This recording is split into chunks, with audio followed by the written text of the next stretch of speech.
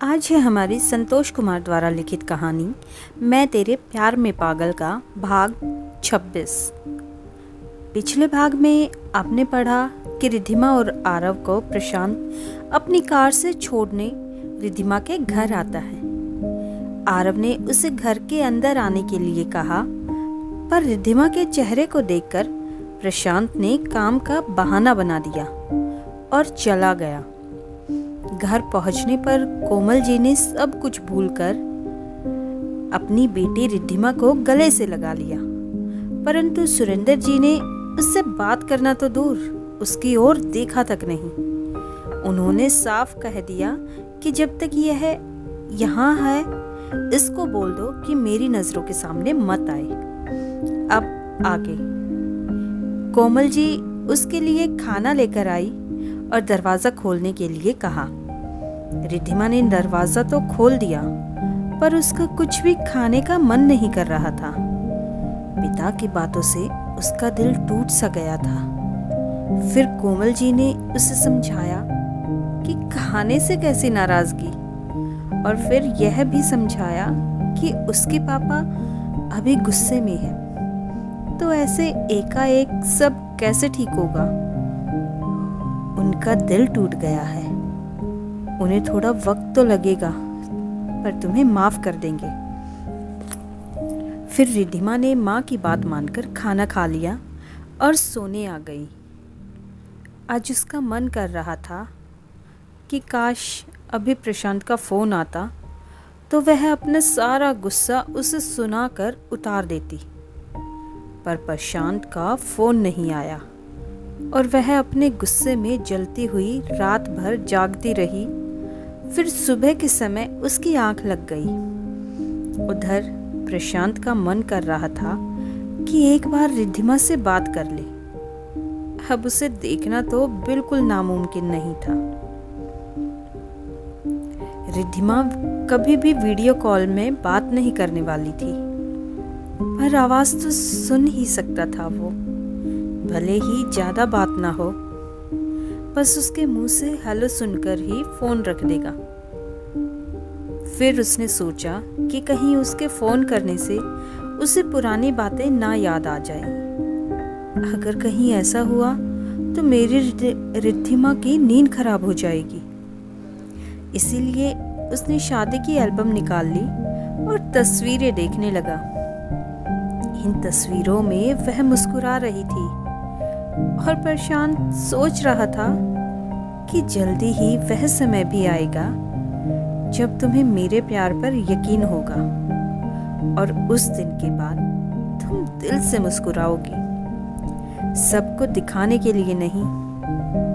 फिर मैं तुम्हें कभी भी उदास नहीं होने दूंगा।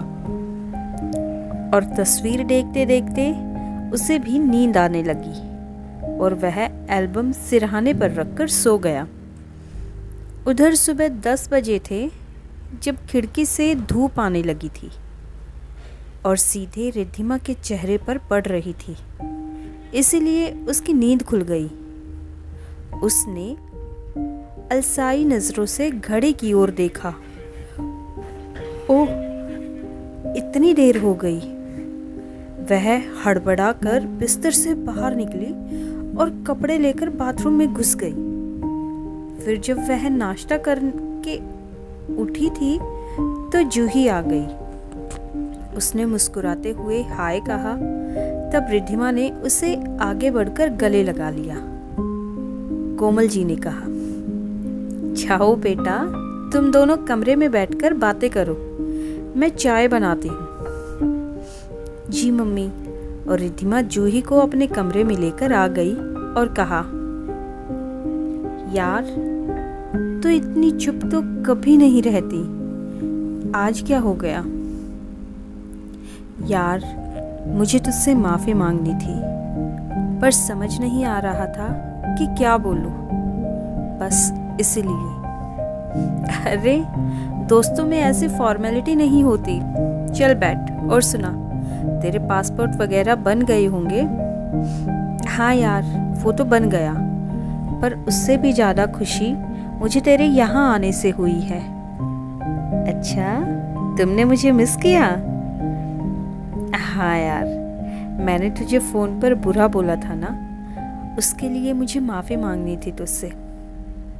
कोई बात नहीं, तू छोड़ उन बीती बातों को। तू सचमुच में बहुत अच्छी है। मुझे पता है तू मेरी बातों से उदास ज़रूर हुई होगी, पर फिर भी नाराज़ नहीं। मैं सचमुच बहुत शर्मिंदा हूँ। तुमने मुझे सारी बातें बताई थी, फिर भी मैंने तुम्हें फ़ोन पर बुरी बातें सुनाई। दरअसल मैं वह सब खुद से नहीं कहना चाहती थी, मेरी मम्मी के कहने पर बोला था। पर आंटी ने तुझे ऐसा करने के लिए क्यों कहा? और रिद्धिमा ने अटकते हुए पूछा। यार, तुम तो जानती ही हो कि निकिता के पापा मेरे पापा के बॉस हैं और मेरी मम्मी निकिता की मम्मी से बना कर रखना चाहती है। बस इसीलिए जूही की नजरें झुकी हुई थी। ओह, अब छोड़ ये सब पुरानी बातें। मैं आज बहुत खुश हूँ। कम से कम मेरी एक दोस्त तो मुझे वापस मिल गई ना। हाँ यार, और जूही ने मुस्कुराते हुए कहा तो रिद्धिमा भी हंस दी। क्या बात है, दोनों किस बात पर मुस्कुरा रही हो? कोमल जी चाय लेकर आई थी तो दोनों को मुस्कुराता देखकर पूछ बैठी। कुछ नहीं आंटी, बस ऐसे ही। अच्छा है, खुश रहो दोनों। मैं चलती हूँ, खाना बनाना है तुम दोनों लोगों के लिए। कोमल जी के जाने के बाद जूही ने पूछा, अच्छा यार, तू ससुराल में खुश तो है ना? हाँ, रिद्धिमा ने धीरे से कहा। मेरा मतलब है कि प्रशांत तुझे तंग तो नहीं करता ना? उसकी हिम्मत ही नहीं है।